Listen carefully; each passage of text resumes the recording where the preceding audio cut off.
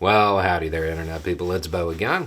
So, today we are going to talk about UFOs. That's what we're going to talk about. Because I got a question. And if you don't know, the U.S. government is starting to take this concept a little bit more seriously. And one of the things that has prompted a lot of people to have questions is they look at these cases, the government looks at them, and 98% of them are completely explainable. But they want to keep the investigations going, they want more data, and a word that keeps coming up is stigma. They want to remove the stigma when it comes to reporting this stuff. And the question is, if everything's pretty much explainable, why do they want to keep looking into it, and why do they care about the stigma? Being explainable doesn't necessarily mean it's something that's supposed to be there. I think a lot of people are looking at this through the lens of X-Files. They should be looking more through the lens of air defense or naval defense, as I guess this now includes undersea entities. They want to remove the stigma. My guess is because they want commercial pilots, private pilots, military pilots to be very free in coming forward and saying, hey, I saw something really weird and it wasn't supposed to be there. Not because they think it's from outside of this planet, but it might be from outside of the United States.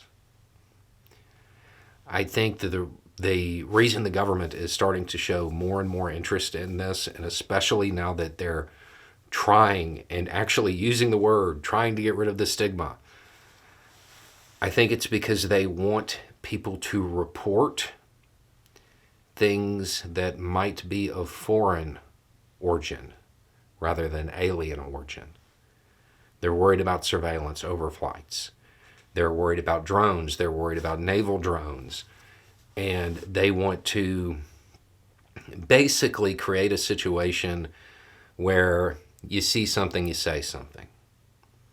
They want to use the massive amount of naval traffic and air traffic that the U.S. has as an additional hedge against surveillance overflights, which happen all the time.